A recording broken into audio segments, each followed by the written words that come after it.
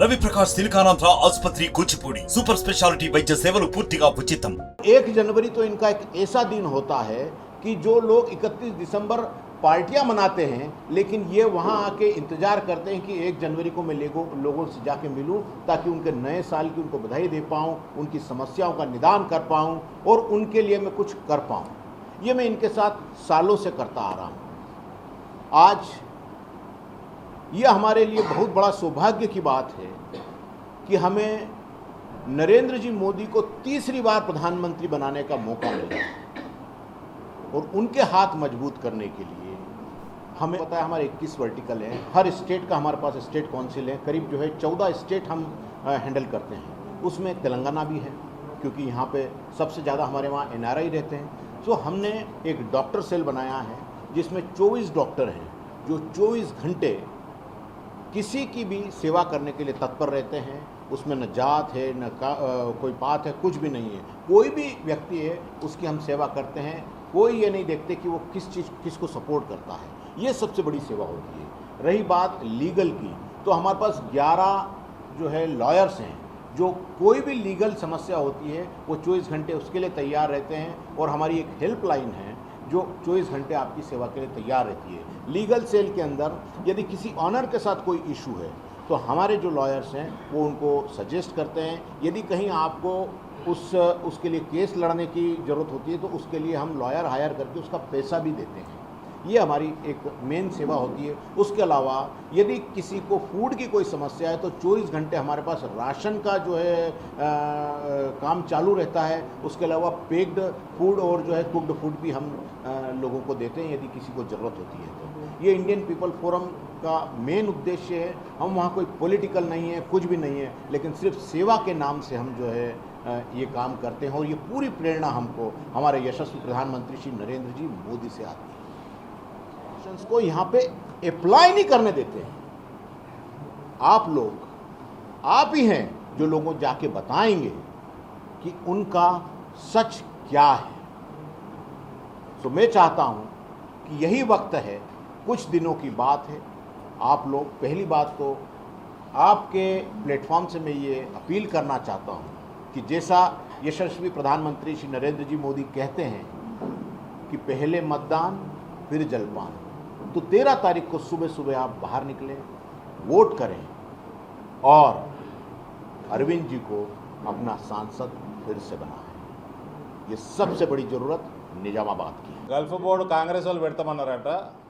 మా జీవన్ రెడ్డి గారు ఫస్ట్ నేను మొదలుపెట్టే ముందు 45 సంవత్సరాల రాజకీయ జీవితంలో ఏం పని చేసిరో ఒకటి చెప్పాలి జీవన్ రెడ్డి గారు। ఏమీ లేదు, గుడ్డి సున్నా। రెండోది ఇప్పుడు గల్ఫ్ బోర్డు పెడతామంటున్నారు, నిజాం షుగర్ ఫ్యాక్టరీ తెరుస్తామంటున్నారు 17 సెప్టెంబర్ నాడు। ఈ రెండింటికి కేంద్ర ప్రభుత్వంతో పని ఏముందే? ఈ రెండింటికి కేంద్ర ప్రభుత్వంతో పని ఏమున్నది? రాష్ట్ర ప్రభుత్వం బోర్డు పెడతామంటుంది, నిజాం షుగర్ ఫ్యాక్టరీ రాష్ట్ర ప్రభుత్వం షేర్ హోల్డరు, వాళ్ళు తెలుసుకోవాలి। ఎంపీ ఎలక్షన్లలో ఓట్లాడు కూడా ఎందుకు? ఈ రెండింటికి ఎంపీ ఎలక్షన్లలో ఓట్లాడు ఎందుకు? అంటే ఎంత మభ్యపెట్టిస్తారంటే అలా ఎడారులు ఉన్నారయ్యా, భార్య పిల్లలు తల్లిదండ్రులను వదిలేసి పొట్టకుట్టు కోసం ఎడారులు ఉన్నారయ్యా। వాళ్ళతోటి కూడా మీ పనికిమాల దిక్కుమాల రాజకీయాల? ఏం జీవన్ రెడ్డి గారు 45 సంవత్సరాల నుంచి రాజకీయాలలో ఉన్నారు, ఎన్నడూ గల్ఫ్ వాళ్ళు యాదికి రాలే మీకు? గల్ఫ్ బోర్డు పెడతా అని ఇప్పుడు వస్తుర్రు। ఇండియన్ పీపుల్ ఫోరంలా జితేంద్ర గారు చెప్పినట్టు 24 మంది డాక్టర్లు, 24 గంటలు 8 మంది లాయర్లు ఫ్రీగా ఎటువంటి లీగల్ ఇష్యూస్ వచ్చినా IPF దృష్టికి వస్తే టేకప్ చేయడానికి సిద్ధంగా ఉంటారు। కోవిడ్ సమయంలో భారతదేశానికి సపోర్టుగా ఇండియన్ పీపుల్ ఫోరం 8 ఫ్లైట్లు నడిపింది। నిన్నగాక మొన్న వచ్చిన వరదలల్లో ఇంటింటికి రేషన్ పంపింది। ఎప్పుడు కూడా సంవత్సరం పొడుగా 365 రోజులు ఎవరికి, ఎందుకంటే చాలా గరీబోళ్ళు వస్తారు ఆడికి, అక్కడ పని చేసుకోనికే చాలా గరీబోళ్ళు ఉంటారు, వాళ్ళకి తిండి ప్రాబ్లం ఉన్న 24 గంటలు 365 రోజులు రెడీగా ఉంటుంది భోజనం వాళ్ళకి ఇయనీకే। ఇది Bharatiya Janata Party Indian people forum సేవా కార్యక్రమాలు ఇవి। ఎలక్షన్లు రాగానే గల్ఫ్ బోర్డు పెడతా అని నువ్వు ఎన్నికల ప్రణాళికలు పెట్టినావా? నీ రాష్ట్రం ఎన్నికల ప్రణాళికల పెట్టినావా? కొద్దిగా 74 ఏళ్ళు 75 ఏళ్ళు వయసు జీవన్ రెడ్డి గారు, ఇప్పటికన్నా ఈ చిల్లర రాజకీయాలు మానుకోండి. గల్ఫ్లో ఎడారులు ఉన్నారు వాళ్ళు. మీరు చేసిన, మీ ప్రభుత్వాలు చేసిన నిర్వాకంకి ఉద్యోగ అవకాశాలు లేకుండా అందరూ అక్కడ పోయినరు. వాళ్ళతోటి కూడా చిల్లర మల్ల రాజకీయాలా?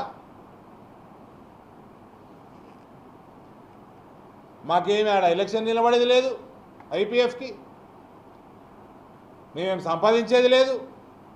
లక్షల మంది ప్రవాస భారతీయులకు సేవ కోసం ఇండియన్ పీపుల్ ఫోరం పెట్టినాడు.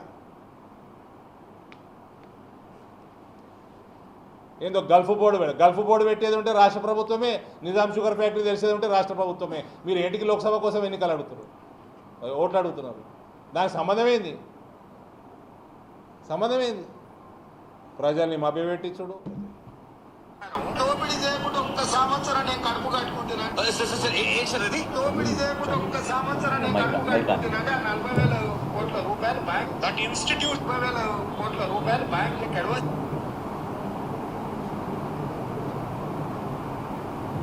అధికారం. దోపిడీ చేయకుండా ఒక్క సంవత్సరం నేను కడుపు కట్టుకుంటున్నాను.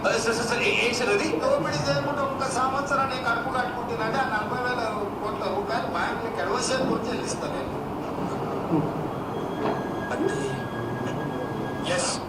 రుణం చేయకపోతే మాకెందుకు అధికారం? దోపిడీ చేయకుండా ఒక్క సంవత్సరం నేను కడుపు కట్టుకుంటున్నాను.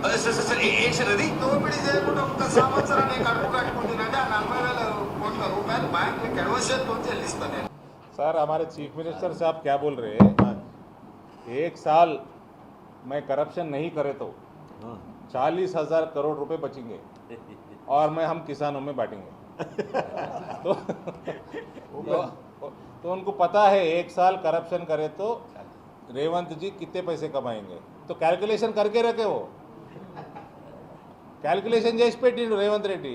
ఒక్క సంవత్సరం ఆయన ముఖ్యమంత్రి ఉంటే 40,000 కోట్లు సంపాదిస్తారట. 6 నెలలు అయిపోయింది. నువ్వు ₹1,00,000 రుణమాఫీ అయ్యి మరి అంటే 6 నెలలు కరప్షన్ చేసినావా? ఇప్పుడు 6 నెలలు అవుతుంది కదా. నువ్వు కరప్షన్ చేయకపోతే 20,000 జమైనాయి కదా. మరి ₹1,00,000 అయితే మాఫీ చేసేయి, మళ్ళీ డిసెంబర్లో వేద్దు ఇంకో ₹1,00,000. నువ్వు అప్పటిదాకా ఉంటే ముఖ్యమంత్రి.